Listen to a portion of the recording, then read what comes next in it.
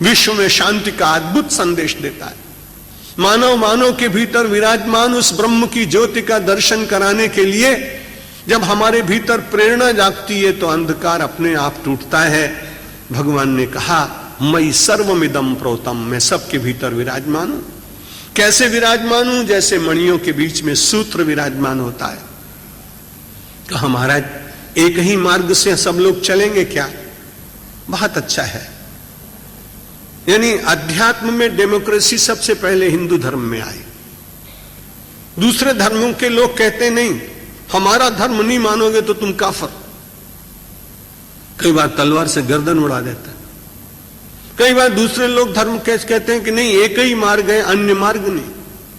लेकिन हमारी संस्कृति कहती है उपासना के बहुत मार्ग हैं, लक्ष्य सबका एक। लक्ष्य है आनंद की प्राप्ति। मार्ग इसलिए अलग अलग है कि किसी में बहुत तेज चलने की शक्ति है, कोई आदमी बहुत मंथर गति से चलता है, कोई व्यक्ति मध्यम गति से चलता है, कोई व्यक्ति अत्यंत मंद गति से चलता है। मंद गति, मंथर गति, मध्यम गति, तीव्र गति, इन चार गतियों से चलने वाले व्यक्तियों को एक ही साधना कैसे हो सकती? इसलिए कहा कि सारे संसार में भगवान का दर्शन करने वाले व्यक्ति का मार्ग भिन्न हो सकता है। और ये बात बताते हुए 16वें श्लोक में भगवान ने कहा चतुर्विधा भजन्ते माम जना सुकृतिनोर्जुन। 16th चतुर्विधा भजन्ते माम जना सुकृतिनोर्जुनो आर्तो जिज्ञासुरर्थार्थी ज्ञानी च भरतर्षभ। 16वें श्लोक में 7वें अध्याय में भगवान ने कहा देखो चार तरह के लोग चतुर्विधा भजन्ते माम, मुझे चार प्रकार से लोग भजते हैं। चतुर्विधा भजन्ते माम जनाः, लेकिन सब लोग भजन नहीं करते हैं। एक आदमी ने कहा मैं भगवान को नहीं मानता हूं। मैंने कहा मत मानिए, तकलीफ क्या है? उसने कहा मैं भगवान को बिल्कुल नहीं मानता हूं। मैंने कहा तुम नहीं मानते अच्छी बात, भगवान तुमको मानता है। उसने कहा क्या बात करते हैं? मैंने कहा उसने तुम्हारी आंखों में जो देखने की शक्ति दी है ना, उसने तुमको अंधा नहीं बनाया। कान में सुनने की शक्ति दी है, तुमको बहरा नहीं किया। जिह्वा में जो शक्ति दी है ना चखने की, उसको बंद नहीं किया।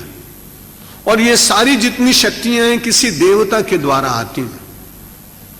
सूर्य के द्वारा व्यक्ति को नेत्र की शक्ति मिलती है, वरुण के द्वारा आस्वाद मिलता है,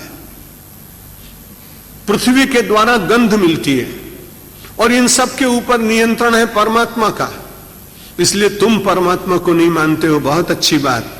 पर परमात्मा विचार करता है कि अज्ञानी व्यक्ति है, इसकी आंखें थोड़ी फोड़ देंगे, इसे बहरा थोड़ी बना देंगे, इसको गूंगा थोड़ी बना देंगे। मैंने कहा तुझे गूंगा बहरा और तुझे अंधा नहीं बनाया, अब भी तू भगवान को नहीं मानता है? उसने कहा अब कल से मानूंगा, मुझे मालूम नहीं था कि भगवान ने मुझे क्या दिया। चतुर्विधा भजन्ते माम जना सुकृतिनोर्जुन।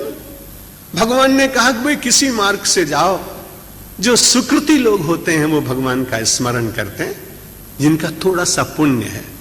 सुकृति माने जिन्होंने कुछ अच्छा किया, सुंदर कृति, जिन्होंने पहले कोई बहुत अच्छा काम किया उसको सुकृति कहते।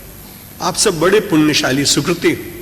श्रीमद् भगवद गीता के इस पवित्र प्रवचन यज्ञ में आप आ रहे हैं। मैंने भी कुछ पुण्य किए, इसलिए मुझे भगवान की बात कहने का भगवान ने अवसर दिया।